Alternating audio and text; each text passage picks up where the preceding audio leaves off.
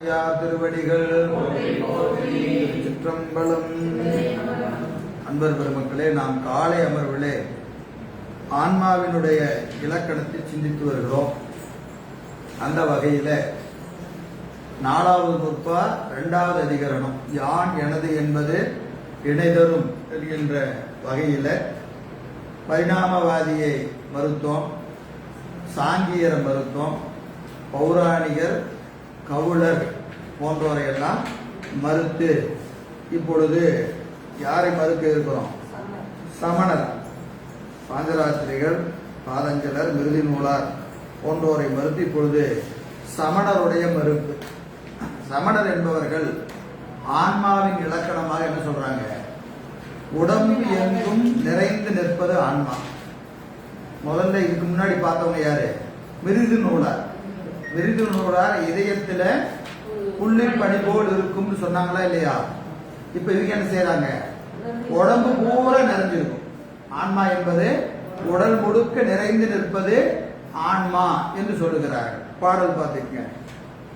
உருவினில் நிறைந்து நின்று அங்கு உணர்ந்திடும் உயிரது எண்ணின் மறுவிடாது உறக்கம் வாயில் அறிவு ஒக்க வழங்க வேண்டும்.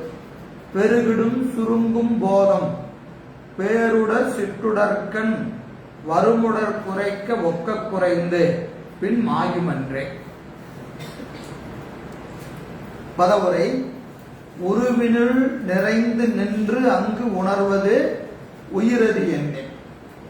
உடம்பு முழுக்க உருவினில் உடம்பு நிறைந்து நின்று, உடம்பு பூரா நிறைந்து நின்று உணர்ந்திடும் உயிரது எண்ணின். உயிர் எங்க இருக்குதுங்க? உடம்பு பூரா நிறைஞ்சு நிக்குது என்று சொல்வாயான எண்ணின் அப்படின்னா நீ சொன்னீனா? யார் சொல்றாங்க? சமணருடைய கருத்தாக இப்ப நம்ம சொல்றோம். நீ அப்படி சொன்னீனா உடம்பு பூரா நிறைந்து நிற்பது உயிர் என்று கூறினார். உறக்கம் மறிவிடாது வாயில் ஒக்க அறிவு வழங்க வேண்டும். 2 கருத்து சொல்றார். உடம்பு பூரா நிறைஞ்சு இருக்குதுன்னா தூக்கம் வரக்கூடாது. தூக்கம் வரக்கூடாது. உடம்பு பூரா நிறைஞ்சு நிக்கிறதுக்கும் தூக்கத்துக்கு என்ன சம்பந்தம்?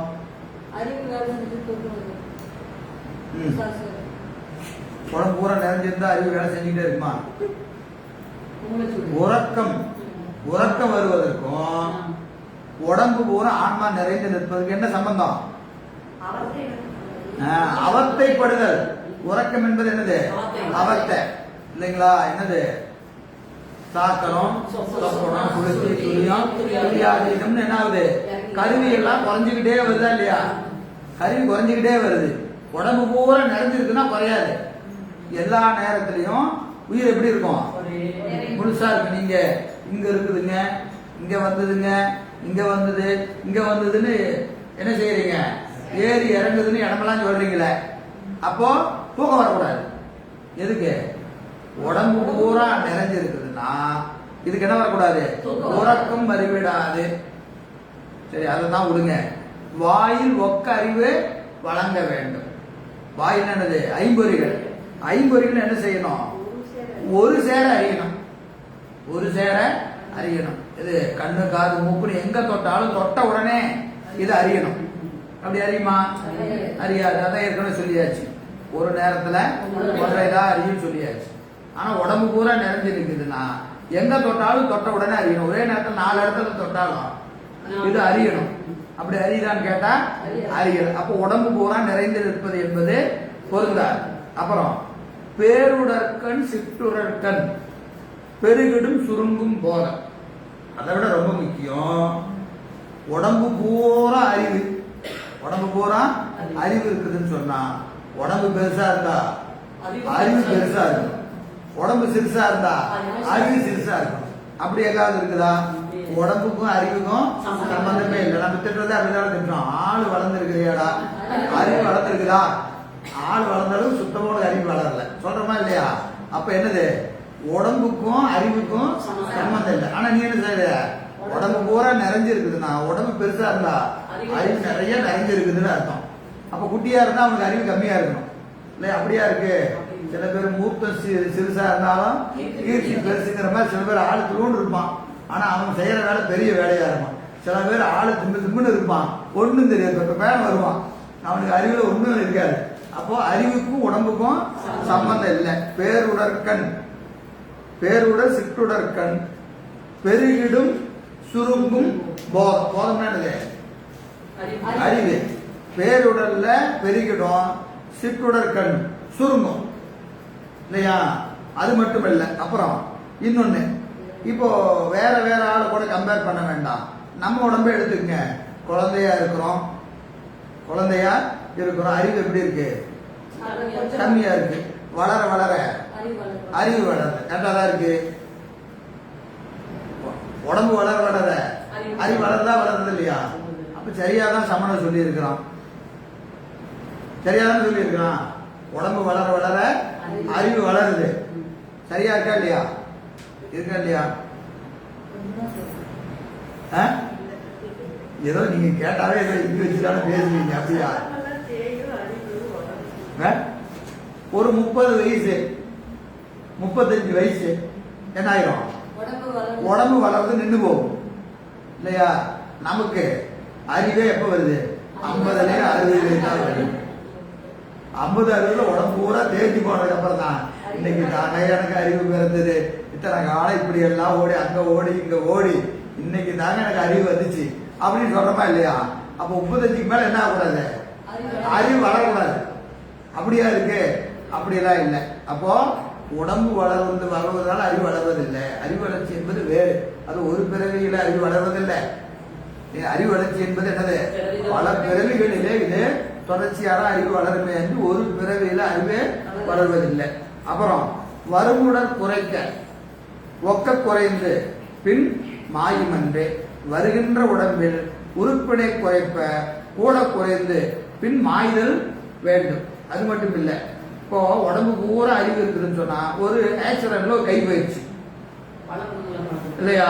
அப்ப அறிவு கையளவுக்கு குறையணுமா இல்லையா? கால் போச்சுன்னா கால் அளவு குறையணுமா இல்லையா? அப்படியேதான் குறையுதா?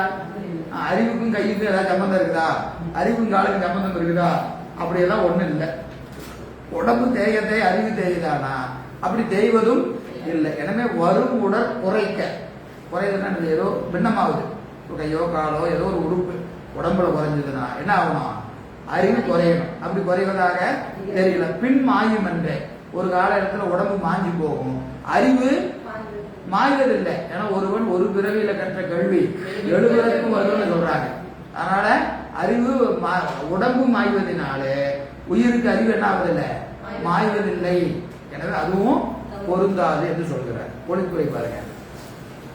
இனி சமணர் உடம்பளவில் நிறைந்து நின்று உணர்வது உயிர் என்பர். அவர் உறக்கமுறுதலும் ஐம்பொறியினும் ஒருங்கே அறிவு நிகழாமையும் அவ உடம்பின் அளவில் தக்க அறிவாவதல் இன்மையும் குறைப்ப குறையாமையுமாகிய இன்னோரன்னவற்றால் நோக்கினார் அல்லர் ஆகலான் அவர் மதமும் அடாது என்க. சரிங்களா? அவரு என்ன சொல்றாங்க? உறக்கமுறுதலும் ஐம்பொறிகளும் ஒருங்கே அறிவு நிகழாமை. தூக்கத்துல தூக்கம் வருது, ஒரே நேரத்துல 5 பொறிகள் அறிவதில்லை. அப்புறம் அவ்வளவு உடம்பு அளவு, அந்தந்த உடம்பு எந்தெந்த உடம்பு எந்தெந்த அளவுல இருக்குதோ அந்த அளவு என்னது? அறிவு. அறிவு ஆதல் இல்லாமையும், உடம்புக்கு தக்கவாறு அறிவு இல்லாம இருக்கு. அப்புறம் குறைப்ப குறையாமையும், உடம்பு குறைஞ்சதுன்னா என்னது? குறைஞ்சாலும் அறிவு குறைவது. இன்னொரு என்னவற்றா இன்னும் எத்தனையோ சொல்லிட்டு போலாம். எல்லாத்தையும் வச்சு பார்த்தா சமணம் சொல்லக்கூடிய கருத்து பொருந்தாது என்று அறிக. 9 208 ஐக்கியவாதி எங்கும் வியாபகமாய் நின்று உணரும் ஆன்மா. அது என்ன சொல்றாங்க? ஆன்மா எப்படி இருக்கும்? எங்கும் வியாபகமாய் நிற்கும். இது ஏற்கனவே ஒரு ஆள் சொன்னார். யார் சொன்னான்? சாங்கியர்.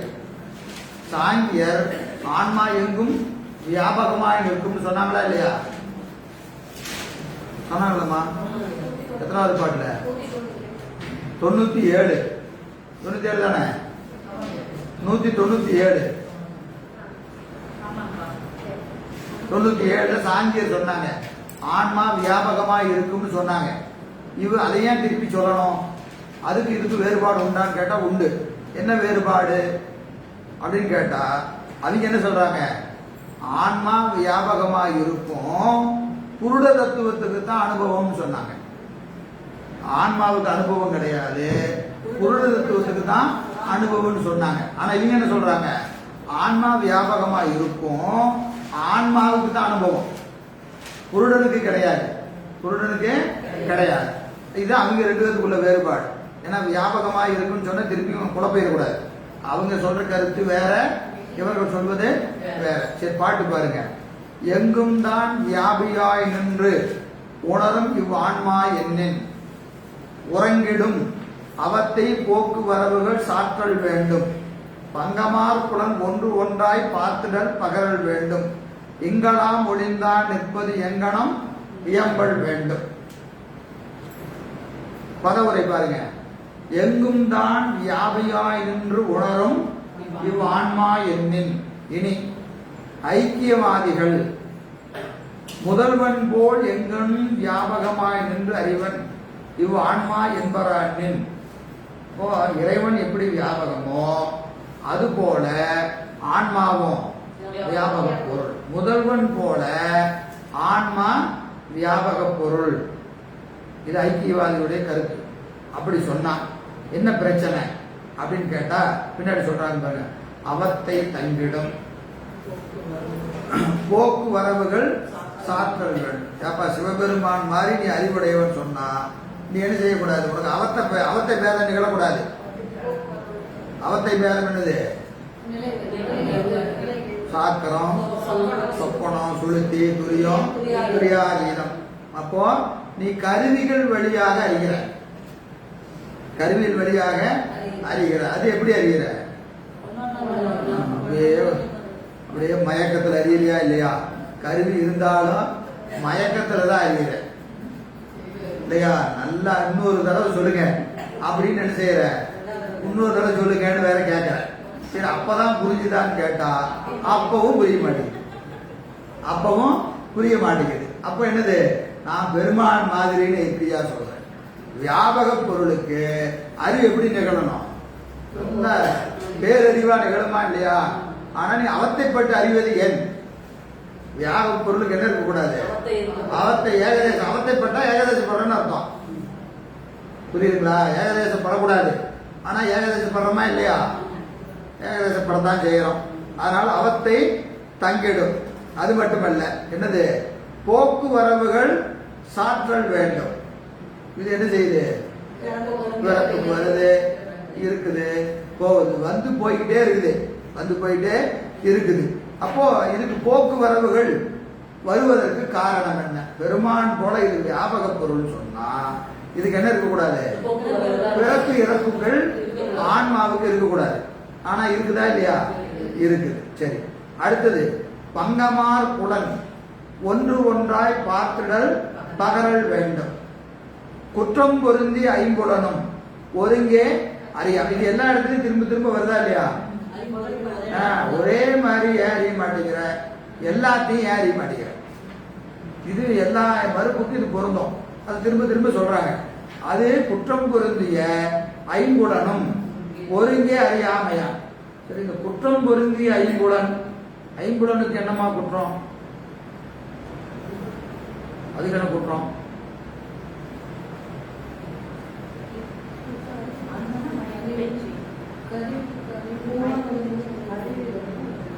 குற்றம் பொருந்தி ஐம்புலன் எழுதியிருக்கிறாரா இல்லையா? அப்ப அது ஏதோ ஒரு பிரச்சனை இருக்குதா இல்லையா? என்ன குற்றம்? காது சரியா கேட்காத காது. அப்படியா? நல்லா கேட்கிற காது தான் இருக்குது. குற்றம் பொருந்திய ஐம்புலன் அது இல்லை. அப்ப அதுக்கு குற்றம் இல்லை இல்லம்மா? அது அதுக்கு சிறப்பு தானே. அது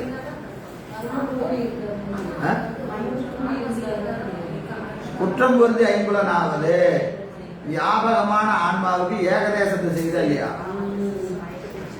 ஆன்மா வியாபகமா இருக்கும், அது அப்படியே அறியணும். இது எப்படி செய்யுது? ஏகதேசம். அப்படியே காட்டு. கண்ணு எப்படி காட்டும்? சஞ்சலம் தான் காட்டும். ஆனா இது ஆன்மா என்னது? எல்லாத்தையும் பார்க்க வேண்டிய ஆடி நீ என்ன செஞ்சுட்டு இருக்கிற? கண்ணோட பொருந்தி இதை விட நல்லா பார்த்தீங்கன்னா பரவாயில்ல. இப்ப என்ன வர ஏகதேசமா கொஞ்ச தூரம் காது கொஞ்ச தூரம் தான் கேட்குது. இப்போ உன்னை என்ன செய்யுது? ஏகதேசப்படுத்துது. வியாபகமான ஆன்மாவை இது என்ன செய்யுது? ஏகதேசப்படுத்துது. ஏகதேசப்படுத்துகளாகிய குற்றம், அந்த குற்றத்தை எது செய்யுது? ஐம்பொருள்னு செய்யுது. ஆனா அவன் இல்லைன்னா உனக்கு அதுவும் இல்லை. அப்போ அவனை விட்டுட்டு நாம பார்த்தரலாம் இல்லையா? இவன் குற்றம் பொருந்தியவன் தான், இனிமேல் என்ன செய்யக்கூடாது? இவனோட சேரக்கூடாது அப்படின்னு விட்டுட்டா என்ன ஆகுது? அப்படின்னு நல்லா ஆனந்தமா என்ன செய்ய வேண்டியதான்? படுத்து தூங்க வேண்டியதான். அவனாவது இருந்தாவது எதையாவது கொஞ்சமாவது காட்டிட்டு இருக்கிறான். நீ வேண்டாம் அப்படின்னு விளக்கிட்டா இவன் மொத்தமா படுத்து தூங்க வேண்டியதான் இல்லையா? குற்றம் பொருந்திய ஐம்புலனும் என்ன செய்யுது? ஒருங்கே அறியாமையா ஒரே நேரத்துல ஒண்ணுதான் அறியும். இது இவன் வந்தா அவன் வரமாட்டான், அவன் வந்தா அவன் வரமாட்டான், எல்லாம் அடியார் திருக்கூட்டம் மாதிரி. இவர் வந்தா அவர் வரமாட்டாரு, அவர் வந்தா இவர் வரமாட்டாரு. அப்படி நிறைய இடத்துல இருக்குதா இல்லையா? அது மாதிரி எல்லா இடத்துலயும் பெரும்பாலும் அப்படிதான் இருக்குது. எல்லாத்தையும் ஒண்ணு சேர்த்துறதுன்னா 5 பொறியும் ஒன்னா சேர்த்துற மாதிரி. அவ்வளவு சாதாரணமான வேலை இல்லை. எனவே ஒருங்கே அறியாமையான் எங்கனம் கூடும் என கூற வேண்டும். எங்கனம் கூடும் என கூற வேண்டும். இங்கெல்லாம் ஒளிந்தான் நிற்பது எங்கனம் இயம்பல் வேண்டும். இங்கனம் எல்லாமாய் வியாபித்து ஒளிந்தானாகிய உடம்பினுள் ஏகதேசமாய் நிற்றல் எவ்வாறு கூடுமென சொல்ல வேண்டும். சரி, இப்போ எப்படியோ வியாபகமா இருந்தாங்க, இப்படி ஆயிட்டுங்க. அப்படி இருந்த நானு இப்படி ஆயிட்டேன். எப்படி இருந்தாலே வியாபகமா இருந்தேன், இப்ப என்ன ஆயிட்டேன்? ஏகதேசமா ஆயிட்டேன். எப்படி ஆன? எப்படியோ ஆயிட்டேன். அப்படின்னா ஏன் ஆன? எதனால் ஆன? சொல்லு. ஆணவ படத்தால் தான் ஆனன்னு சொல்லிட்டா என்ன ஆகும்? அவன் ஆணவ மனத்தால தான் ஆயிட்டன்னு சொல்லிட்டு அவன் யாரு? சைவ சித்தாந்தி. புரியுதா? ஆணவ மனத்தை ஏத்துக்காதனாலதான் பிரச்சனை. ஐக்கியவாதிக்கு என்ன பிரச்சனைனா, ஆமாங்க இந்த ஆணவத்தினால வியாபகமா இருந்த நானு ஏகதேசியா ஆயிட்டேன் அப்படின்னு சொல்லிட்டு அவன் யாரு? ஏப்ப அந்த பக்கம் உட்கார்ந்து இருக்கிற, இந்த பக்கம் வந்துரு. அவனை தூக்கி நம்ம பக்கத்துல உட்கார வச்சுக்கலாம். அவன் அதுதான் ஒத்துக்க மாட்டேங்கிறான். எது? ஆணவமன இருப்பு கொள்ளாதது. அதை ஏற்றுக்கொள்ளாததுனால அவன் கொள்கை மறுக்கப்படுகிறது. இப்ப அவன் வியாபகமானது ஆன்மா சரிதான், அது அவத்தை தங்குமா? தங்கும். ஏகதேசப்படுமா? படும். இதுக்கெல்லாம் என்ன காரணம்? ஆணவமலம் தான் அப்படின்னு சொல்லிட்டா முடிஞ்சுக்க. சரியா? அதை அவன் ஏற்றுக்கொள்வதில்லை. அப்போ உன் கொள்கை என்னாச்சு? நீ அங்க இருந்தாலும் இங்கேயா வந்த, அப்படி இருந்தனா இப்படியே ஆயிட்டா அப்படின்னா அதுக்கு அவன் என்ன சொல்றான்? என்ன சொல்றான்? ஐக்கியவாதி இல்ல, சிவபிரகாசம். சிவபிரகாசம் 34 35 34 35 பாட்டு பார்த்துருவோம். அடுத்த பாட்டையும் பார்த்துட்டு பார்த்துடலாம். இருங்க, அடுத்த பாட்டையும் பார்த்துட்டு பார்த்துடலாம். அது அவனே தான். சரி,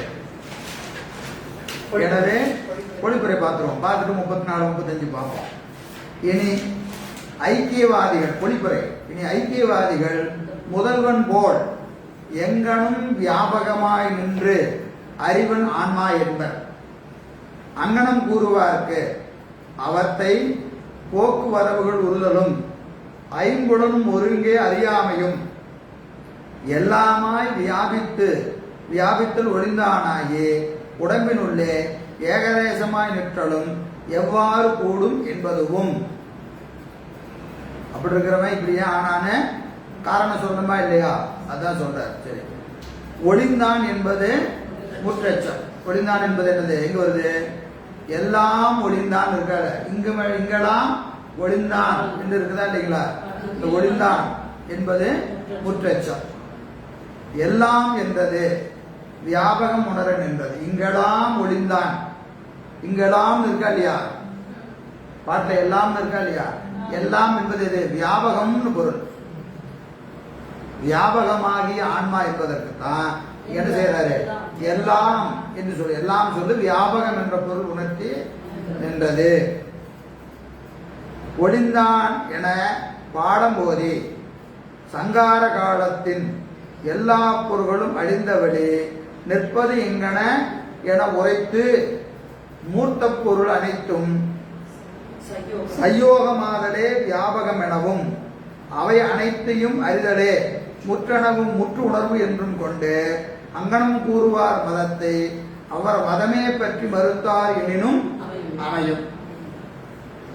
என்ன சொல்ல வர்றாரு? இன்னொரு தடவை படிக்கிற பாருங்க. ஒளிந்தான் என பாடம் மோதி, இங்கெல்லாம் ஒளிந்தான் இருக்கா இல்லையா? இங்கெல்லாம் ஒளிந்தான் என பாடம் போதி. ஒளிந்தான் என்பதற்கு ஒளித்தல். ஒளித்தல் என்பது சங்காரம். ரெண்டாவது இப்படியும் பொருள் செய்யலாம்னு சொல்றாரு. முதல்ல சொன்னது முடிஞ்சு போச்சு. அங்க எல்லாம் என்பது என்னது? வியாபகம்னு சொன்னாரா இல்லையா? எல்லாம் என்பது வியாபகம். வியாபகமான ஆன்மா ஏகதேசப்படுவதற்கு காரணம் என்னன்னு ஒரு கேள்வி கேட்டு விட்டுட்டாரு. இதுக்கு இன்னொரு வகையா பொருள் செய்யலாம். அது ரெண்டாவது வகையை எப்படி செய்யலாம்னு இப்ப சொல்றாரு. இது ரெண்டு, அது ஒண்ணு, இது ரெண்டு. இது கருத்து பாருங்க. ஒளிந்தான் என பாடம் போது, ஒளிந்தான் என்பது என்னது? ஒளித்தல், சங்காரம். சங்கார காலத்தில் எல்லா பொருள்களும் அழிந்தவழி. இந்த மாய எல்லா உடம்பு கிடம்பு எல்லாம் அழிஞ்சு போச்சு. சங்கார புனர் உற்பவம் சொல்றோமா இல்லையா? அதுக்கு முன்னாடி முற்றொழித்தல். முற்றொழித்தல் காலத்தில் அழிந்தவழி நிற்பது யாங்கனம் என உரைத்து. அப்போ உயிர் போய் எங்க நிற்கும்? எப்படி நிற்கும்?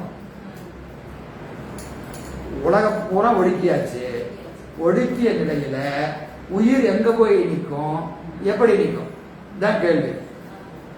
புரியுதுங்களா? இவன் இப்ப என்ன வரான்? ஐக்கியவாதி. நீங்க முன்னாடி உலகாயர், பௌத்தர், சமணர், ஏகான்மவாதி இவங்களை எல்லாம் சொல்லிட்டு வந்தா தத்துவ ஞானம் மேல வர வர உயர்ந்துகிட்டே வரும்.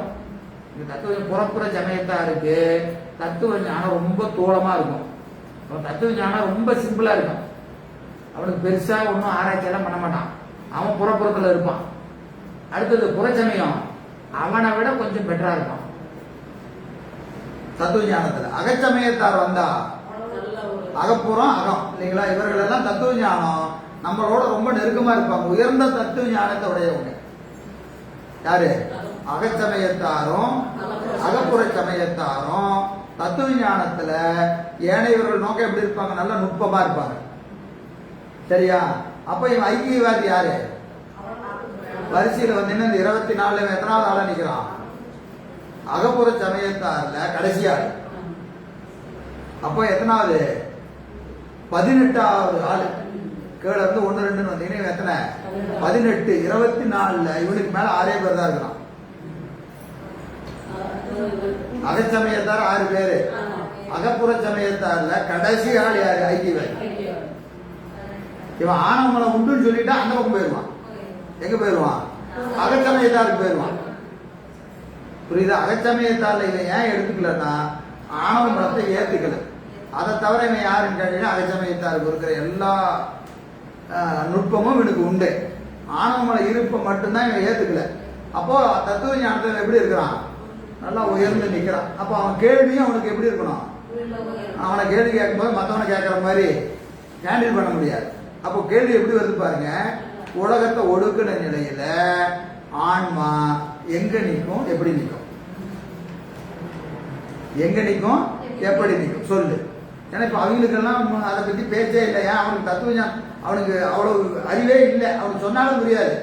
அவன்கிட்ட போய் அவன் நுட்பமா கேட்க வேண்டிய அவசியமே இல்லை. இவன்கிட்ட கேட்கும் போதுதான் இங்க கேட்கிறார். அழிந்த வழி நிற்பது யாங்கடம் என்று உரைத்து மூர்த்த பொருள் அனைத்திலும் சையோகமாதலே வியாபகம் எனவும். சையோகம் என்பது என்னது?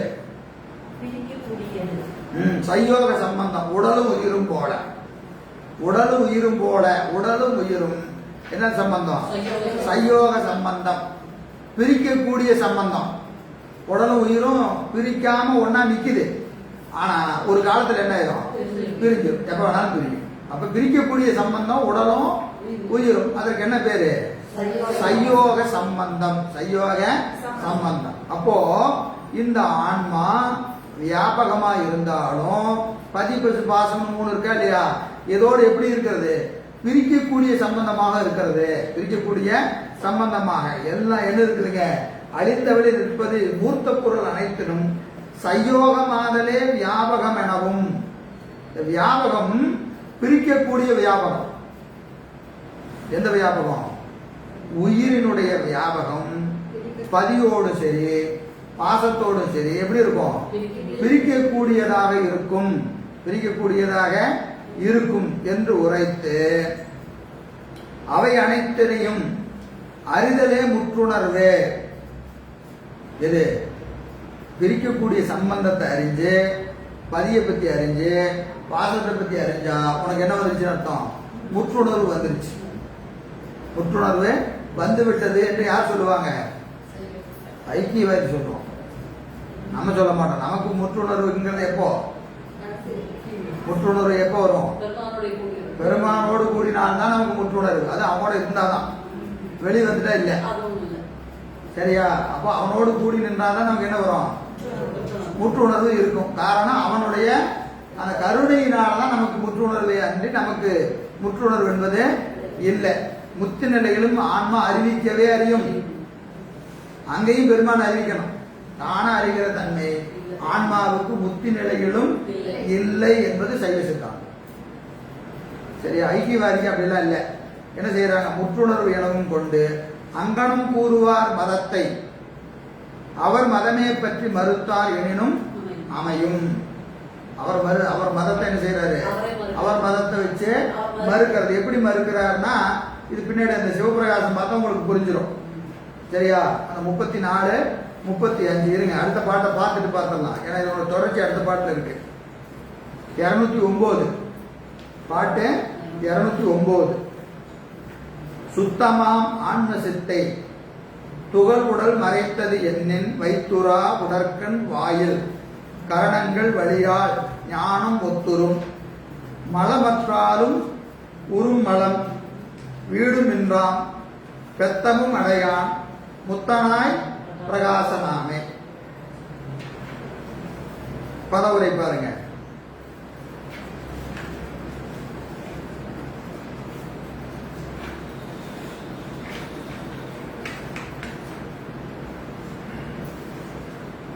சுத்தமாம் ஆன்ம சித்தை துகள் உடல் மறைத்தது என்னின் எங்கனம் வியாபகமாய் நின்று அறிவதாகிய சுத்தமாகிய ஆன்மாவின் அறிவை குற்றம் பொருந்திய மாயாகாரியம் தடை செய்து நிற்றலின் உறக்க முதலியவை உற்று ஏகதேசப்படும் என விடுப்பின். மேல கேள்வி கேட்டமா இல்லையா? வியாபகம்னு சொன்னா உனக்கு உறக்கம் ஏயா வந்துச்சு அப்படின்னு கேட்டமா இல்லையா? அதுக்கு அவன் பதில் சொல்றான். என்னது? ஆன்மா வியாபகமானது, சுத்தமான அறிவை உடையது. ஆனா மாயையோடு கூடுவதினாலே இது ஏகதேசப்படுது. இது அவத்தை பெறுகிறது. அவத்தை தங்குவதற்கு காரணம் மாயையோடு கூடுவதுதான். மாயையோடு கூடுவதுதான் என்று யார் சொல்றா? ஐக்கியவாதி. எங்க இருக்கிறோம் நம்ம மறந்துடக்கூடாது. அப்பப்போ ஞாபகம் வச்சுக்கணும். ஐக்கியவாதி சொல்றான். நம்ம போன பாட்டுல கேட்ட மாதிரி என்ன கேள்வி கேட்டோம்? வியாபகமா இருக்கிற ஆன்மா ஏன் உறக்கத்துக்கு வருது, ஏன் அவத்தை இருக்கிறதுன்னு கேட்டமா இல்லையா? அதுக்கு அவன் பதில் என்ன செய்யறான்? மாயோடு கூடுச்சு. மாயோடு கூடுனால இதுக்கு உறக்கம் வந்துருச்சு. அதனாலதான் இதுக்கு அவத்தைப்படுகிறது. இயல்பா இவன் யாரு? நல்ல அறிவு, நல்ல ஆள் தான். கூட்டுதான் சரியில்லை. எதோட? மாயோடு கூடிட்டான். அதனால இவன் இப்படி இருக்கிறான் என்று ஏகதேசப்படுவது ஆயிற்று என்று விடுப்பில் அது பரிகாரம் என்று. அது என்னது? நீ சொல்றது உண்மை இல்லை, அது பொருந்தாது. ஏன்? உடற்கண் வாயில் கரணங்கள் வழியால் ஞானம் வைத்துறார். உடலின் கண் புறக்கரண அகக்கரணங்கள் வழியால் அறிவு விளக்குவதாகவும் அது இன்றாய் போதலாகும். என்னங்க, அவனோட கூடி இவனுக்கு அறிவு விளங்கலன்னு சொல்றீங்க. அவனோட கூடுனாதான் அவனுக்கு அறிவே விளங்குது. யாரோட? மாயா கருவி கூடுனாதான் உனக்கு அறிவு கொஞ்சமாவது விளங்குது. நீ அவங்களோட சேர்ந்துதான் நான் இவங்களோட சேரலன்னா நான் அப்படியா இருப்பேன். எப்படியா இருப்பேன்? ரொம்ப மோசமா இருப்பேன். ஏன் அவன் தான் உனக்கு ஏதாவது கொஞ்சமாவது அறிவை விளக்கிட்டு இருக்கிறான். யாரு? இந்த மாயா கருவி. இந்த மாயா கருவி இல்லைன்னா உனக்கு சுத்தமா ஒண்ணு விளங்காது இல்லையா? அது என்ன செய்யுது? உலகத்தை காட்டிக் கொண்டு இருக்கிறது. உலகத்தை காட்டிக் கொண்டு இருக்கிறது. அது காட்டலாம். நீ எப்பவுமே எங்க இருப்ப? துரியாதீதத்துல தான் இருப்பேன். எந்த துரியாதீதம்? கேவல துரியாதீதத்துல கிடப்பேன். உன்னை கொண்டு வந்து மேல ஏதோ உலகத்தையாவது அவன் காட்டிக்கிட்டு இருக்கிறான். எனவே அது என்ன ஆகாது? அது இன்றாய் போதலும் ஒத்துரும் மலம் அற்றாலும் மலம் உறும் வீடு நின்றார் பொருந்திய வீடு பெற்றவடையும் மலம் உறும் எனப்பட்டு முத்தி என்பது இன்றாய் போகும். இந்த இடத்த விளக்கணும்னா திருப்பி நான் 34, 35 போய் சொல்லிடுறேன். சரியா? நீயே ஏன் வந்தன்னா மாயையோடு கூடியதினாலே நான் வந்தேன்னு சொல்றேன். மாயை விட்டு நீங்கிட்டா நீ முத்தி அடைஞ்சிருவேன்னு சொல்றேன். மாயோடு கூடியதற்கு என்ன காரணம் தெரியல. அப்போ மாயோடு கூடியதற்கு காரணம் இல்லைன்னு சொன்னா மீண்டும் மாயோடு நீ கூடவே கூட மாட்டியா? கூடலாம். நான் அந்த பாட்டை சொல்லிட்டு இந்த இடத்த விளக்குறேன் மீண்டும். சரி. பெத்தமும் அடையான் முத்தனாய் பிரகாசனாமே பெற்றபின் உராதி என்னும் அனாதி நிலையோடு அதனிடையே வேற்றுமை இன்மையான் அனாதியே பந்தமுறுதல் இன்றி முத்தனாய் விளங்குதல் வேண்டுதலான என்க. எனவே மாயோடு கூடலன்னா இவன் பெத்தத்துக்கும் வரமாட்டான், முத்தனாயும் ஆக மாட்டான். சரியா? இது விளக்கத்தை நான் 2 பாட்டுல சிவபிரகாசத்தை சொல்லி விளக்கிறேன். இந்த இடத்த திருப்பி இந்த 2 வரையும் பார்ப்போம். சிவபிரகாசம் 34, 35 ஐக்கியவர். சரியா? ஆடுறாங்க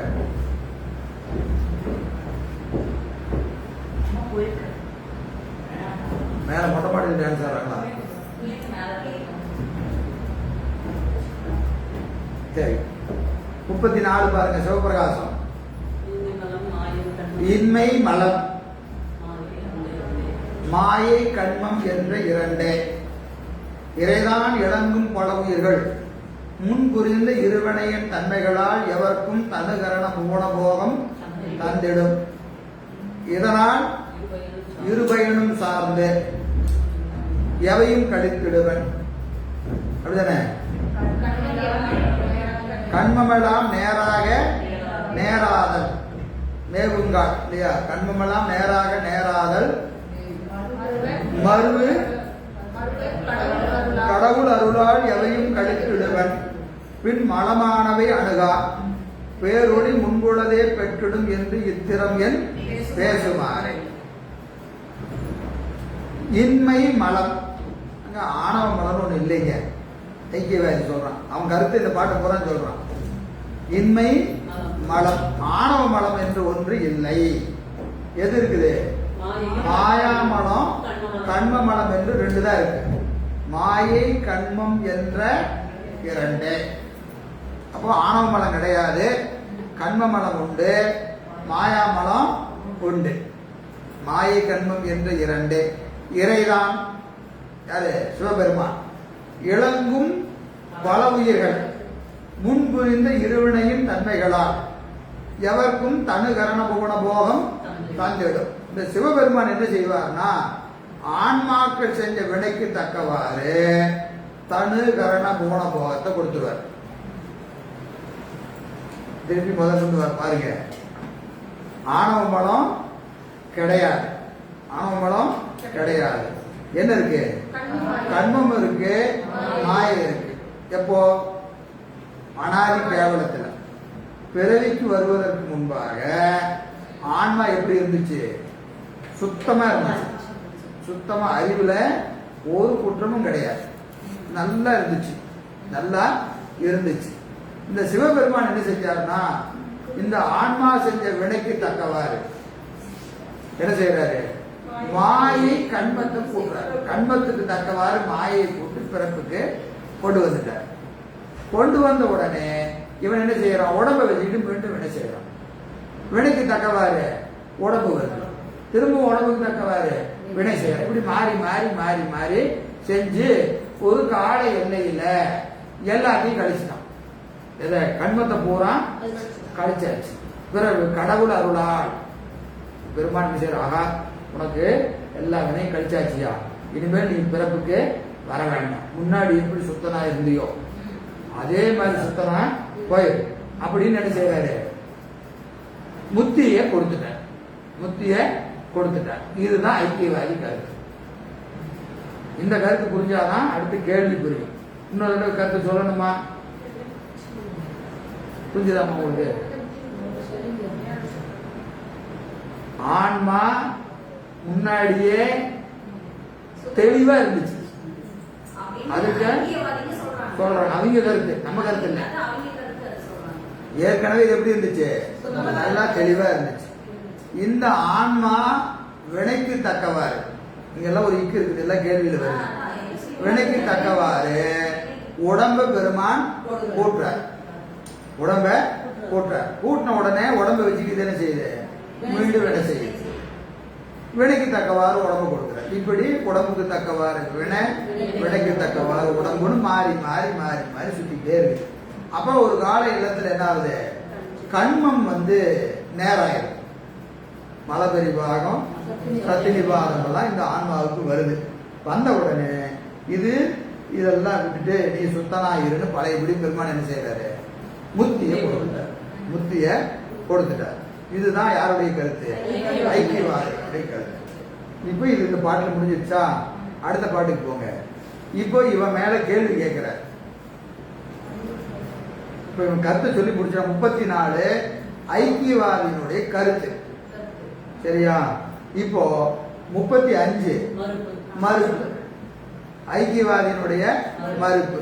மாயை முதலெனவே, வினையின் பான்மை முதலெனவே, மண்ணு பனை விதை மரபின் மயங்கும், மலம் சுத்தற்கு ஏயும் நெறி என்கொள், அதன் இயல்பு ஆயின், முத்தி என்பது என், மற்ற இவைதான் நிற்க, இரும் கலாதி உணர்வாய் மேயவிடர், தன் உருவம் விளங்காமை, விளங்கும் மிகும் காலம் தன்னில், இவை விடுங்கால் உணர்வுள் தோயும் நெறி இடதாது, அறியாமை என நீ சொல்லியது மலம் என்பர் துணிந்துள்ளோரே.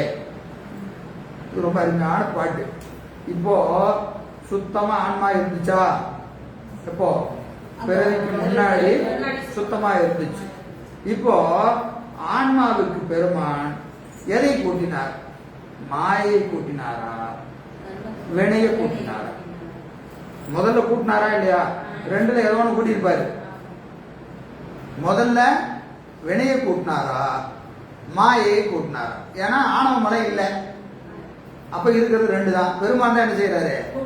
கூட்டுறாரு. எதை கூட்டினாரு? மாயை கூட்டினாருங்க.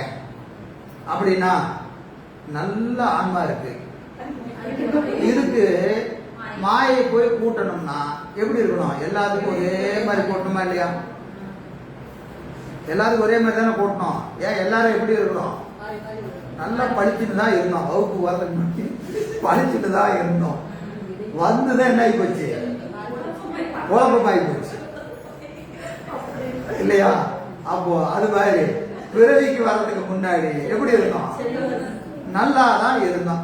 இந்த சிவபெருமான் என்ன செஞ்சிட்டாரு? மாயையை கூட்டிட்டாரு.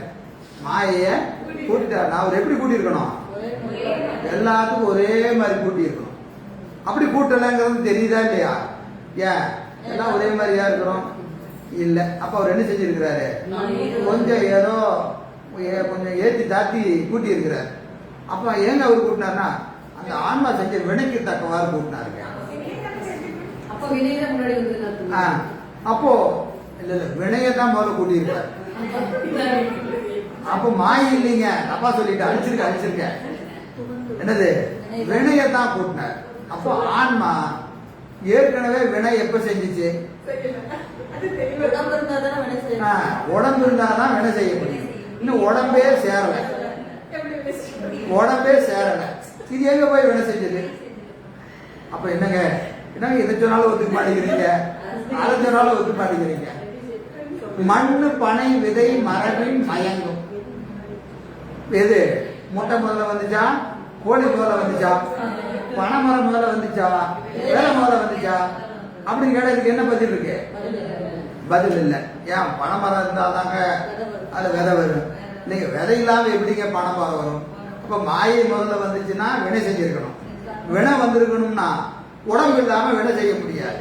இப்ப இது முதல்ல வந்து சொன்னாலும் தப்பு, அது முதல்ல வந்ததுன்னு சொன்னாலும் தப்பு. அப்போ சரிப்பா பதில் தெரியலையா? உற்றியம். இதுக்கு பதிலே நீ சொல்ல வேண்டாம், உற்று. மண்ணு பனை விதை மரபில் மயங்கும். சரி உற்று. அதுக்கு பதிலே சொல்ல வேண்டாம். ஏதோ ஒன்று கூட்டினா இருப்பா, எப்படியோ கூட்டினார். சரி, இந்த சிவபெருமான் மாயையை கூட்டினார்னு வச்சுக்குவோம்ப்பா. மாயைய கூட்டினார்னு வச்சுக்குவோம். இப்போ இவன் ஏற்கனவே எப்படி இருந்தான்? நல்லா தான் இருந்தான். நல்லா இருந்து கொண்டு போய் இவர் எதுக்கு போய் மாயை கூட்டணும்? நான் அடிக்கிற மாதிரி அடிப்பேன், அப்புறம் நீ அழுவியம்மா, நான் வந்து என்ன செய்வேன்? அழாத தம்பி அழாத தம்பின்னு சமாதானப்படுத்திட்டு நான் உனக்கு எவ்வளவு உபகாரம் செஞ்சேன் தெரியுமா அப்படின்னு சொல்லலாமா? நான் ஏற்கனவே நல்லா தான் இருந்தேன், இவரே மாயை கூட்டுவாராமா, அப்புறம் அவத்தைப்படுவேன், வினை செய்வேன், பிறவியில அகப்படும். அப்புறம் இவர் வந்து என்ன செய்வாரு? என்ன காப்பாற்றுவாராமா? எதுக்குங்க? ஏற்கனவே நான் நல்லா தானே இருந்தேன். நல்லா இருந்த எனக்கு நீங்களே என்ன செய்யறீங்க? மாயை கூட்டிட்டு அப்புறம் இந்த மாயோடு இருக்கிற வரைக்கும் நீ அறிய மாட்டாய் அப்படின்னு சொல்லி என்ன செய்ய? தவம் செய்ய, சாதனை செய்ய. இதெல்லாம் அவருக்கு வேண்டாத வேலை இல்லையா?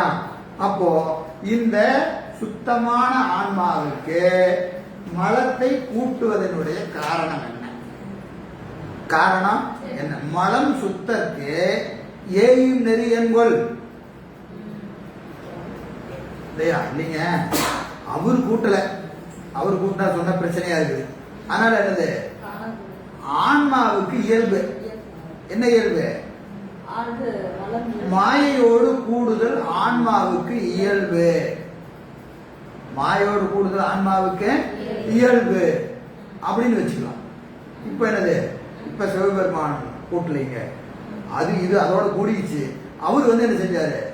பெரும் கருணையோடு இதுல இருந்து என்ன காப்பாற்றுறாரு.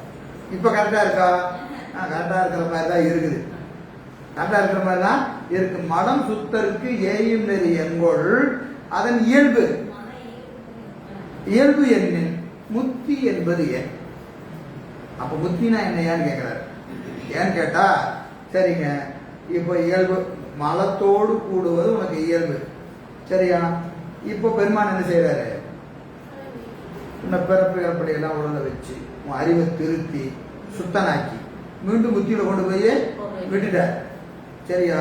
நீ திருப்பியும் மாயோடு கூடவே போட மாட்டியா? நான் இயல்புன்னு சொல்லியாச்சு. ஏற்கனவே நான் நல்லாதான் இருந்தேன், அவனோட சேர்ந்தேன். திருப்பி வந்து நீ இனிமேல் சேருவனா சேர மாட்டேனா? நேற்று சேர்ந்தையா, இன்னைக்கு சேருவ. அப்ப முத்தி என்பது என்னது? இல்ல, நீ திருப்பியும் பிறவிக்கு வருவ. அப்ப முத்தி என்பதே இல்லையாய் போகும். முத்தி என்பதே இல்லையாய் போகும். பாருங்க, இத்தனைக்கும் பதில் என்னது? இந்த ஆணவ மனம்னு உன்னை கொண்டு வந்து வச்சீங்கன்னா இதெல்லாம் தீர்ந்து போடும். இந்த ஆணவ மலம் வச்சுட்டா என்ன ஆகும்? ஆணவ மலத்தோடு ஆன்மா கூடி இருந்தது, பெருமான் மாயையை கூட்டினான். கூட்டிய உடனே இது என்ன செஞ்சது? வினை செய்தது. ஏன் ஒரே மாதிரி உடம்பு கூட்டல? ஆணவமலம் எல்லாத்துக்கும் ஒரே மாதிரி இல்லை. ஆணவமலம் ஒரே மாதிரி இல்லை. அதனால உடம்பு என்ன செய்யறாரு? அதனுடைய அறிவுக்கு தக்கவாறு உடம்ப கூட்டுறாரு. வினை செஞ்சது. வினை ஒவ்வொன்றும் தனித்தனியா செஞ்சது. பிறவியில விட்டாரு, அறிவை திருத்தினாரு, ஆணவ மலத்தை நீக்கிட்டாரு, முத்திக்கு போயிடுச்சு. இனி திருப்பி பிறவி வராது. ஆணவ மலத்தோடு இருக்கிற ஆன்மா பிறவிக்கு வரும், ஆணவ மலம் நீங்கிய ஆன்மா பிறவிக்கு வராது. இது கரெக்டா லாஜிக் போதா இல்லையா? இது இல்ல, நாங்க ஆணவ மலத்தை எடுத்துட்டீங்கன்னா இதுக்கு விட கிடையாது. எவ்வளவு ஐக்கியவாதி கருத்து எவ்வளவு முக்கியம் நீங்க பாத்துங்க. பின்னாடி நிறைய இந்த ஐக்கியவாதி பத்தி நம்ம நிறைய படிக்க வேண்டியது வரும். இதுதான் கருத்து. ஆணவமல இருப்பு கொள்ளலன்னா இந்த பிரச்சனை வந்து சேரும். சரி, பொழிப்புரை பாருங்க. உயிர் எங்கும் வியாபகமாய் நின்று அறிவதாயினும் மாயாகாரியம் அவ்வறிவை தடை செய்து நிற்றலின் உறக்கம் முதலிய உற்று ஏகதேசப்படுவது ஆயிற்று என விடுப்பின் அது பரிகாரம் என்று அறிவு விளங்குதற்கு ஏதுவாய மாயாகாரியம் அதற்கு மறுதலையாய் தடை செய்தல் கூடாமையான். மாயாகாரியம் அறிவு விளங்குவதற்கான கருவியே அன்று அறிவை மறைக்கிற கருவி கிடையாது. அதனாலதான் நாம் என்ன செய்யறோம், மாயா இயந்திர தனுவினுள் ஆன்மான்னு சொல்றோம் இல்லையா, அது விளக்கு போல. மாயை அறிவை விளக்குவது அன்றி அறிவை மறைப்பது அல்ல.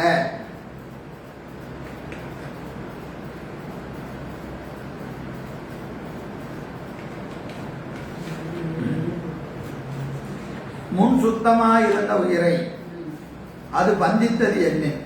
சுத்தமாயிருந்த உயிரை எது பந்தித்தது? மாயை பந்தித்தது என்னின். வீடு பெற்ற வழியும் உருமெனப்பட்டு முத்தி என்பது என்றாய் முடியும் ஆகல. ஏற்கனவே சுத்தமா இருந்த ஆன்மாவை மாயை போய் பிடிச்சதுன்னு சொன்னா முத்தி நிலையில என்ன செய்யும், போய் திருப்பியும் பிடிக்கும். அதனால முத்தி என்பதே இல்லையாம போயிடும். வீடு பெற்ற பின் உராது என்னின். இல்லைங்க, வீடு பெற்றுட்டா பிறகு வராது அப்படின்னு சொன்னா அனாதி நிலையோடு எதனிடை வேற்றுமையின்மையா. அப்போ முத்தி பெற்றவனுக்கும் முத்தி பெறாதவனுக்கும் என்ன வேறுபாடு? வேறுபாடு காட்டணுமா இல்லையா? அவனும் சுத்தனா இருந்தா இவனும் சுத்தனா இருந்தான். என்னையா வேறுபாடுனா ஒரு வேறுபாடும் இல்லை. எனவே வேற்றுமையின்மையான் அனாதியே பந்தமுறுதல் இன்றி முத்தனாய் விளங்குதல் வேண்டுமாகலாம். அப்ப ஏற்கனவே அவன் அறிவை ஒன்றும் மறைக்கலன்னா அவன் ஏற்கனவே எப்படி இருந்தான்னு அர்த்தம், முத்தனாதான் இருந்தான். முத்தனா இருக்கிறவனை கொண்டு வந்து கீழே விட்டு எல்லாம் பண்ணிட்டு நான் உன்னை முத்தனாக்கிறேன் என்று பெருமான் சொல்ல வேண்டிய அவசியம் இல்லை. எனவே இந்த கொள்கை மறுக்கப்படுகிறது. அறிவு இச்சை செயல்கள் என்னும் செய்யுள் முதல் இத்துணையும். அது எத்தனாவது பாட்டு? 196. இந்த அதிகாரம் ஆரம்பிச்சோமா இல்லையா? 196. அறிவு இச்சை செயல்கள் என்னும் செய்யுள் முதல் 196 முதல் இத்துணையும் 209 வரைக்கும். 196 இருந்து 209 வரைக்கும் எத்தனை பாட்டு? 14 பாட்டு. இந்த 14 பாடல்ல உயிருண்மை கொண்டு ஆணவமடத்துண்மை கொள்ளாத சமயிகள் தத்தம் மதத்திற்கு ஏற்ப கூறும் உயிரிலக்கணங்களும் அவை பொருந்தாமையும் காட்டப்பட்டன. 14 பாட்டுல உயிர் என்ற ஒன்று உண்டு, ஆணவமலம் இல்லை, இதுதான் ஆன்மாவுக்கு இலக்கணம் என்று ஒவ்வொரு சமயமும் ஒவ்வொரு வகையில உயிரின் இயல்பை கூறுகிறது. அதையெல்லாம் சொல்லி என்ன செஞ்சிட்டாரு? மறுத்தார். சரியா? 14 பாட்டுல மறுக்கிறார். என்னென்ன மறுக்கிறாரு? யார் அது? அப்புறம்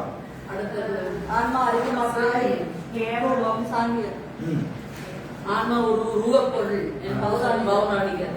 அவங்களுடைய கருத்து. அது அடுத்த பாட்டு 200வது பாட்டு அது மறுப்பு. அது உருவப்பொருள் கவுலர். ஆமா, பாதஞ்சலர் ஆன்மா அருவப்பொருள்.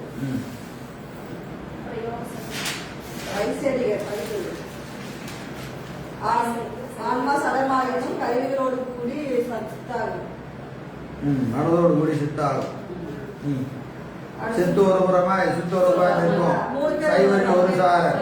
அடுத்தது அசித்துரா சித்து பொருள் பட்டாச்சாரியா. பரமனுக்கு அளவாய் நிற்கும் பாதஞ்சலர். அப்புறம் பாஞ்சராத்திரிகள். பாஞ்சராத்திரிகள். அடுத்தது இதயத்துல புள்ளில் பணி போல் ஏகதேசமாய் நின்று விளக்கின் ஒளி போல வியாபகமாய் நிற்கும் திருதினோட உடம்பெங்கும் நிறைந்து நிற்கும் சமணர் எங்கும் வியாபகமாய் நிற்கும் ஐக்கியர். 14 பாட்டுல இத்தனை பேர்த்துடைய கருத்து எல்லாம் சொல்லி உயிர் இலக்கணங்களும் அவை பொருந்தாமையும் காட்டப்பட்டது. அவங்க சொல்லக்கூடிய கருத்தையெல்லாம் சொல்லி அது பொருந்தாது என்று சொல்லி காட்டு. இன்னும் அவ்வ மதத்தார் வேறுபட கூறும் உயிரினக்கணங்கள் எல்லாம் இங்கனம் கூறியவற்றில் வைத்து கண்டுகொள்க. இன்னும் மற்ற சமயத்தாரெல்லாம் என்னென்ன சொல்லி இருக்கிறாங்களோ அதெல்லாம் இதுக்குள்ளேயே இருக்கு. ஏன்னா அவன் என்ன செஞ்சிருப்பான், அணுவின் அளவா இருக்கும், உருவமா இருக்கும், அருவமா இருக்கும், நிறைந்து இருக்கும், வியாபகமா இருக்கும் அப்படின்னு தான் இதுக்குள்ளதான் சொல்லியிருக்கிறான் பிற சமயத்தாரையும். அதையும் எடுத்து படிச்சு பார்த்துக்குங்கிற போதும். உங்களுக்கு எது சொன்னாவே இதுக்கே உங்களுக்கு கர்றன் இருக்கும். அதெல்லாம் இதுக்குள்ளதான் இருக்குது, படிச்சு தெரிஞ்சுக்கங்க. எல்லாம் அவவர் மதம் பற்றி வேறுபட கூறும் உயிர் இலக்கணங்கள் எல்லாம் அங்கனம் கூறியவற்றுள் வைத்து கண்டுகொள்க. இதுக்குள்ளேயே இருக்கு. இவர் ஒவ்வொரு சமயத்தை சொன்னாலும் இதே கருத்தை இன்னொரு சமயத்தாலும் சொல்லியிருப்பாங்க. அதெல்லாம் என்னென்னு பார்த்து நீங்க கண்டுகொள்க. ஹோம்ஒர்க் கொடுக்கிறாரு. ஹோம்ஒர்க் பண்ணிடுவோமா? பண்ணிட்டு வந்துருவீங்களா அடுத்த வகுப்புல? சரி. இன்னும் அற்றேல் மற்றென்னையோ உயிருக்கு இலக்கணமாதல் என்னும் ஐக்கியவாத செய்வரை நோக்கி சித்தாந்தம் கூறுவதார். அதெல்லாம் இருக்குதுங்க. எங்க நீங்க சொல்லுங்க பார்க்கலாம். உயிர் இலக்கணம் நீங்க சொல்லுங்க பார்க்கலாம் என்று யார் கேட்கிறாங்க? ஐக்கியவாதி நம்ம பாரு கேட்கலாம். என்ன அப்ப இருந்து கேள்வி கேட்டுக்கிட்டே இருக்கிற, நீ சொல்லியா பார்க்கலாம்.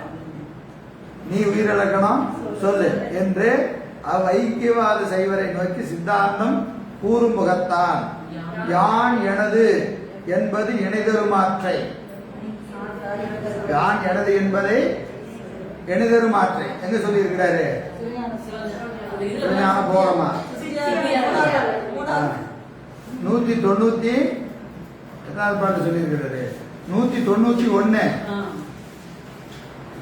உணர்வன கரணம் எண்ணில் ஒன்றை ஒன்று உணரா ஆன்மா இவற்றின் வேறாய் யான் எனது என்பது இடைதரும் இருக்கா இல்லையா? இரண்டாம் கூரை சொல்றாரு. இதுவரைக்கும் கூற்றையே சொல்லல, மறுப்பெல்லாம் சொல்லிட்டு இப்பதான் என்ன செய்யறாரு? யான் எனது என்பது இணைதருமாற்றை 4வது சூத்திரம் 201வது பாட்டு 2வது அதிகரணம் சாதித்தற்கு எழுந்தது வரும் செய்யுள் என்பது. இந்த யான் எனது என்பதை இங்கதான் சொல்றாரு. இது வரைக்கும் நான் மறுத்து சொல்லிட்டு சைவ சித்தாந்தம் காட்டும் ஆன்ம இலக்கணம். சைவ சித்தாந்தம் காட்டும் ஆன்ம இலக்கணம் பாருங்க. பாட்டு அருமையான பாட்டு, மனநம் செய்ய வேண்டிய பாட்டு. ஆன்ம இலக்கணம். அசித்தரு வியாபகம் போல் வியாபகம் அருவம் இன்னாய் பசித்திட வரும் வியாபி என்னும் வழக்குடையனாகி நசித்திடா ஞான செய்தி அனாதியே மறைத்து நிற்கும் பசுத்துவம் உடையனாகி பசுவன நிற்கும் ஆன்மா. கேட்டா வண்டி தள்ளா கிடு கிடு கிடுன்னு ஓட வேண்டிதான். வசித்திட வரும் வியாபி என்னும் வழக்குடையனாகி. சரி, பலவரை பாருங்க. அசித்து அரு வியாபகம் போல்.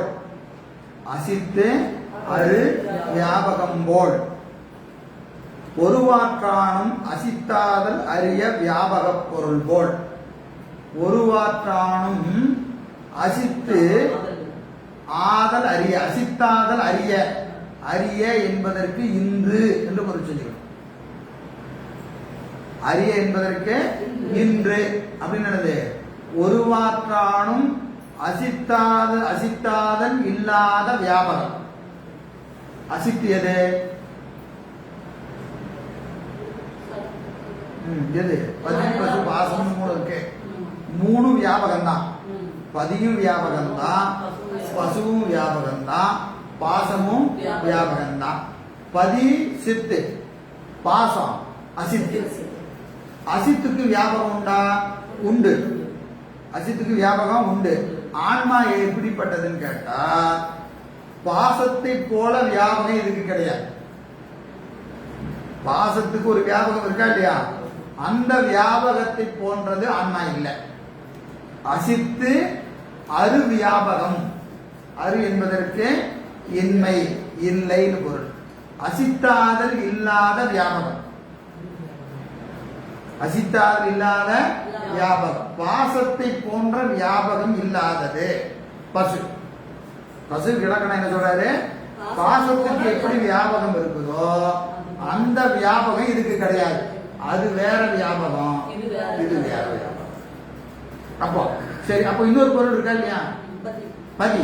சரி, பதி மாதிரி வியாபகம் இருக்குதா அப்படின்னா பதி மாதிரி இதுக்கு வியாபகம் கிடையாது. இப்ப பதியை போன்ற வியாபகமும் இதுக்கு கிடையாது, பாசத்தை போன்ற வியாபகமும் இதுக்கு கிடையாது. அதன் அசித்தரு வியாபகம் போல். அசித்தாதல் அறிய வியாபக பொருள் போல். வியாபகம் என்றாய். வியாபகம் என்றாய். ஔபச்சிரியலேகிய வியாபகமாதலும்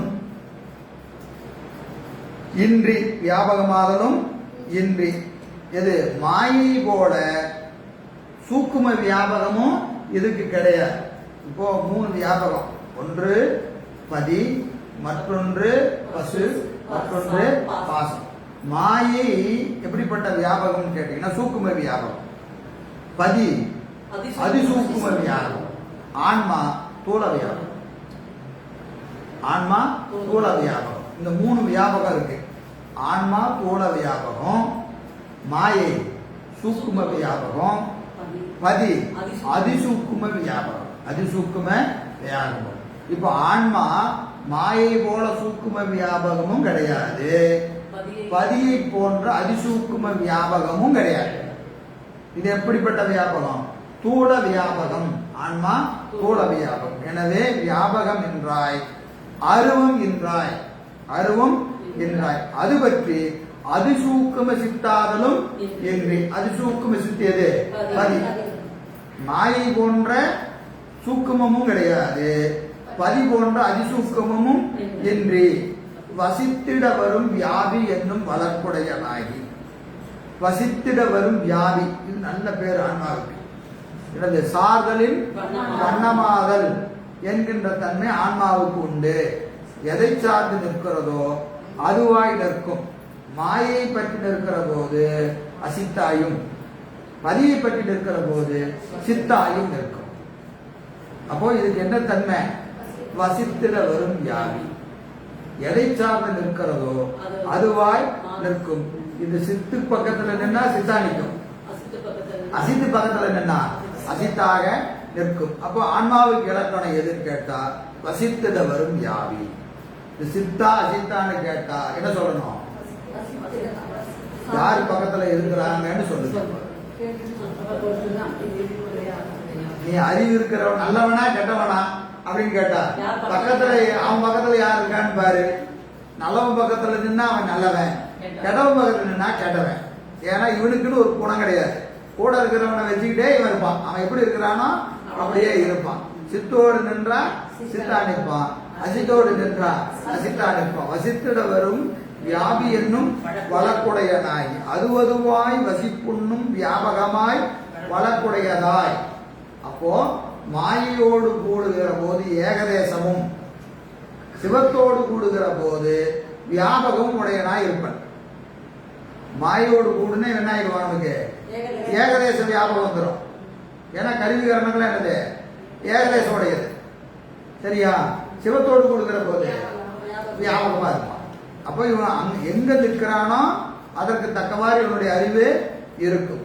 அனாதியே பசுத்துவம் மறைந்து நிற்கும், நசித்திடா ஞான செய்தி உடையனாயே பசுவன நிற்கும். அனாதியே பசுத்துவம் எனப்படும் ஆணவ மடத்தில் மறைப்புண்டு கிடக்கின்ற அழியாத இச்சா ஞான கிரியைகளை உடையதாய் பசுவனப்பட்டு தூள சித்தாகி நிற்கும். தூள சித்தாகி நிற்கும். அப்ப ஆன்மாவுக்கு இலக்கணம் அனாதியே ஆணவ மடத்தோடு கூடி நிற்கும், தூள சித்தாய் இருக்கும். தூள சித்தாய் இருக்கும், வசித்திட வரும் வியாபியாய் இருக்கும். பதியை போன்ற வியாபகமும் அன்று, மாயை போன்ற வியாபகமும் அன்று. இதுதான் ஆன்மா கேவலத்தில் இருக்கிற நிலை. இதெல்லாம் இந்த இலக்கணம் இருக்கு.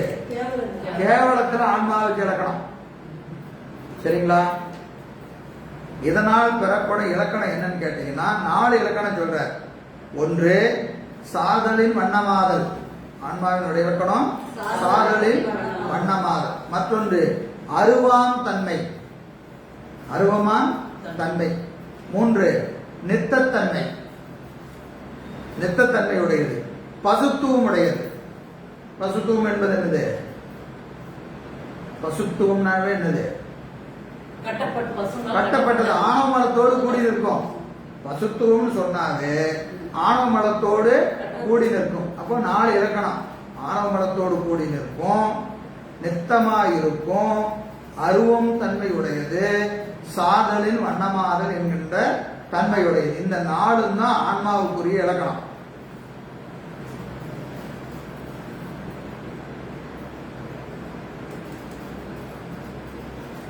சாதலின் வண்ணமாதல், அருவாம் தன்மை, நித்தத்தன்மை, பசுத்துவம். இந்த நாளும் தான் ஆன்மாவுக்குரியது.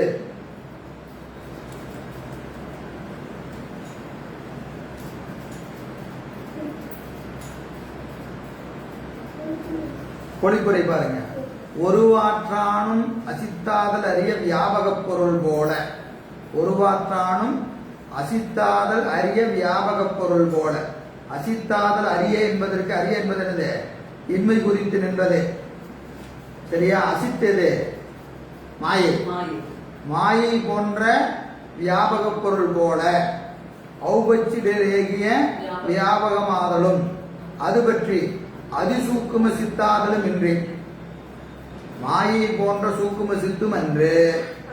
அதுக்காக சிவம் போல இருக்குமா அப்படின்னு கேட்டா, சிவம் போன்ற சூக்குமமும் அன்று, அதிசூக்கமும் அன்று, சூக்குமமும் அன்று.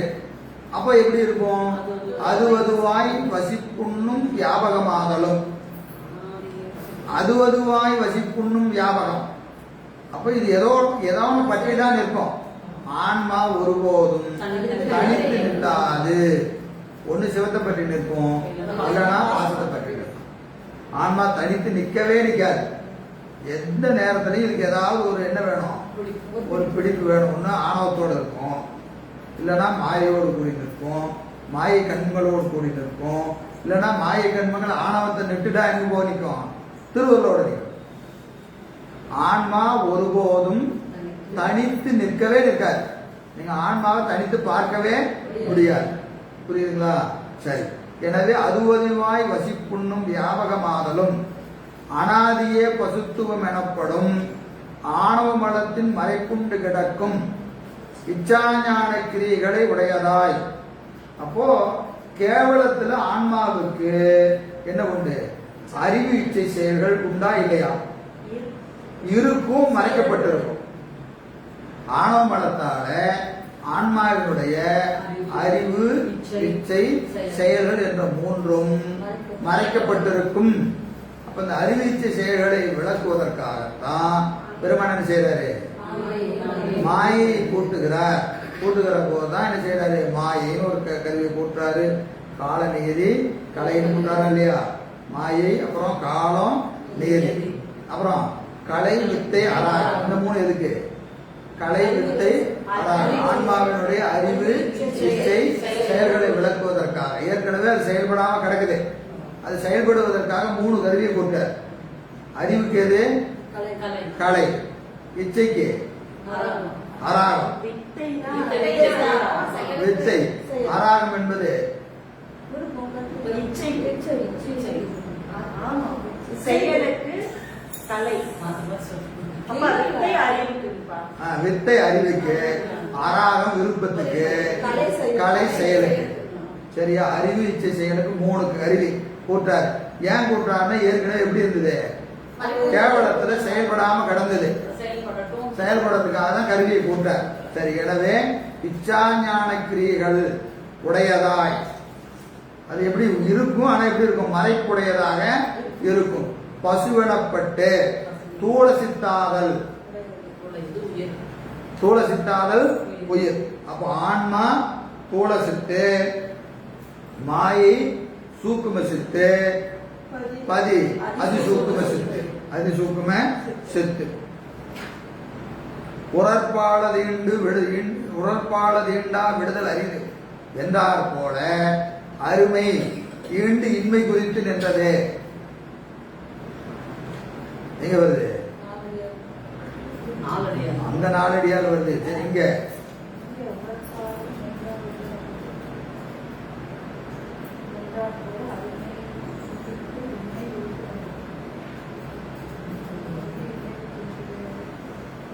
யாராவது எனிஒன்?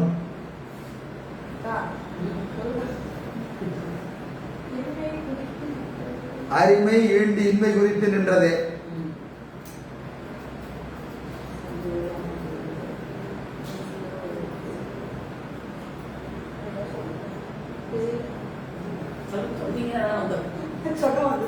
அசித்து அரு.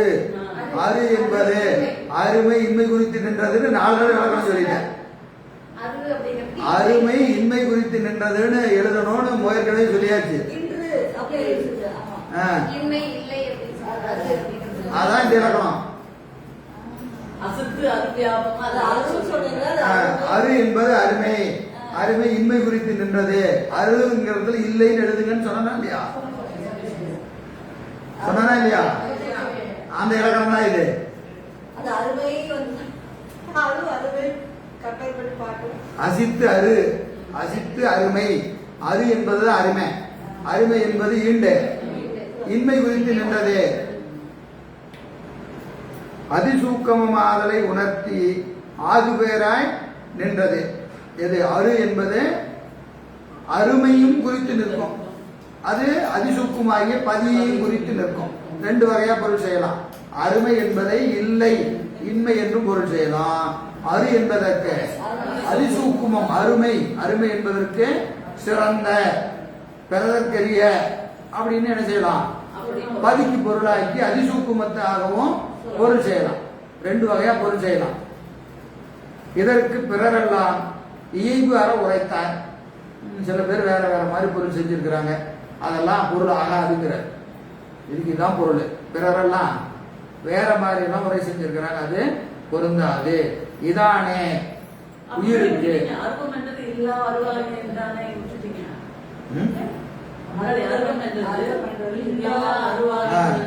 அருவம் என்றது அரு என்பதற்கு எடுத்துக்காட்டு காட்டுறாரு. அரு என்பதற்கு இல்லா அருவாகி நின்றானே ஆறு எழுவார் உருவாகி தோன்றானே உற்று இல்லா முளைப்பாலும் கண்ணீரும் இருக்கா இல்லையா? இல்லா அரு இல்லா அருவாகி நின்றானே அப்படின்னு மேற்கோள் காட்டாரு. மேல அரு என்பது இன்மை குறித்து நின்றதுங்கிறதுக்கு ஒரு பாட்டை எடுத்துக்காட்டு காட்டாரு. இதானே உயிருக்கு அனாதி நிலையாகிய தன்முன்மை கூறப்பட்டது. கேவலத்துல ஆன்மா எப்படி இருந்ததுங்கிறத இந்த 2210 சொல்லிட்டார். சரியா? இது சகலத்துக்கு எப்படி வருது அப்படிங்கிற அடுத்த பாட்டை நாம் அடுத்த வகுப்புல சிந்திப்போம் என்று சொல்லி இந்த அளவில் நிறைவு செய்வோம். என்றும் இன்பம் பெருகும் இயல்பினால் ஒன்று காதலித்து உள்ளமும் ஒன்றிட மன்றுளார் பண்புகள் நின்றதெங்கும் நிலவி உலகெல்லாம் வான்முகில் கொளாது பெய்த மணிவளம் சுரக்க மன்னன் போன்முறை அரசு செய்க குறைவிலா உயிர்கள் வாழ்க நான் வரை அறங்கள் ஓங்க நற்பவம் வேள்வி மல்க மேன்மையோடு சைவ நீதி விளங்குக உலகமெல்லாம். மேன்மையோடு சைவ நீதி விளங்குக உலகமெல்லாம். மேன்மையோடு சைவ நீதி விளங்குக உலகமெல்லாம். நாடுடைய சிவனே போற்றி, ஏகம்பத்துரையந்தாய் போற்றி,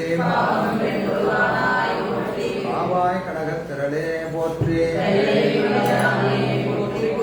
அருள் தரும் பண்ணார் புளியம்மையுடன் அமர்ந்திருடனாவுடையார் திருவடிகள் போற்றி போற்றி.